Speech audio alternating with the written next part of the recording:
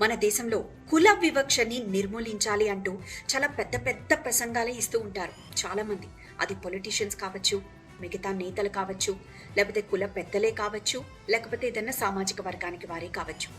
కానీ నిజంగా ఒక్కసారి ఆలోచించండి, కుల వివక్ష అనేది ఎన్నాళ్లుగా ఎన్నేళ్లుగా పట్టి పీడిస్తోంది. ఆ కులం పేరు చెప్పుకొని ఎన్ని గొడవలు. పొలిటికల్గా కులం ఎంతో మేజర్ రోల్ ప్లే చేస్తుంది. ఏవన్నా సొసైటీ పరంగా ఏమన్నా మంచి జరగాలన్నా కులం మేజర్ రోల్ ప్లే చేస్తుంది.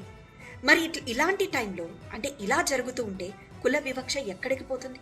ఇక ఇప్పుడు ఆలయాల దగ్గరికి వద్దాం. ఆలయాలు, అక్కడ సాక్షాత్తు దేవుడే కనిపిస్తారంటారు.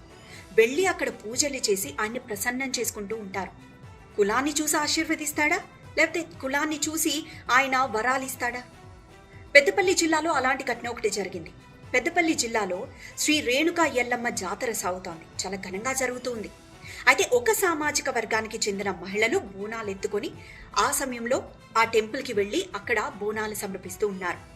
మరొక సామాజిక వర్గానికి చెందిన మహిళలు కూడా బోనాలు తీసుకొని అదే సమయంలో అక్కడికి వెళ్లారు. అయితే ఆ ముందు వచ్చిన సామాజిక వర్గానికి చెందిన మహిళలు వాళ్ళని అక్కడే ఆపేసి మీరు లోపలికి రాకూడదు అంటూ అక్కడ వాళ్ళని ఆపి కొంత దూషించారని అక్కడ వాళ్ళు చెప్తున్నారు. అయితే ఆ తర్వాత తమకు అవకాశం ఇవ్వాలని ఈ సామాజిక వర్గం మహిళలు కోరారు. కానీ ఎంతకీ వాళ్ళకి అవకాశం ఇవ్వలేదు. ఆఖరికి వాళ్ళు అక్కడ బోనాలతోనే కూర్చొని గొడవకు దిగారు.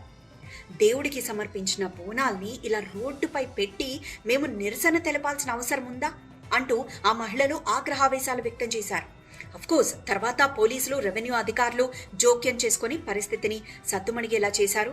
అక్కడ ఆ ముందు వచ్చిన సామాజిక వర్గ మహిళలు వెళ్ళిపోయిన తర్వాత వచ్చిన సామాజిక వర్గ మహిళల్ని లోపలికి పంపించి బోనాలు సమర్పించేందుకు అవకాశం ఇచ్చారు. కానీ ఇక్కడ ఆలయాలు, దేవుళ్ళు సాక్షాత్తు అక్కడ ప్రత్యక్షమవుతారు అని చెప్తూ ఉంటారు. అలాంటి ప్రాంతాల్లో కూడా ఇలా కుల వివక్షకి దిగితే ఎలాగా? రాత్రి 1 గంట నుండి ఉదయం 5:30 వరకు ఆ తర్వాత వచ్చిన సామాజిక వర్గపు మహిళల్ని బోనాలు తీసుకుని లోపలికి వెళ్ళనివ్వలేదు అంటే వాళ్ళ బాధ నిజంగా వర్ణనాతీతమే కదా. అంటే ఒక్కొక్క కులానికి ఒక్కొక్క టైం ఉంటుందని కాదు కదా. అక్కడికి వచ్చింది దైవ దర్శనానికి, బోనాలు సమర్పించేందుకు. సో శ్రద్ధతో, భక్తితో, శ్రద్ధతో రావాలి. కానీ ఇలా అక్కడ అలాంటి ప్రదేశాల్లో కుల వివక్ష చూపించడం కరెక్ట్ కాదేమో అన్నది చాలా మంది మనసులో మాట.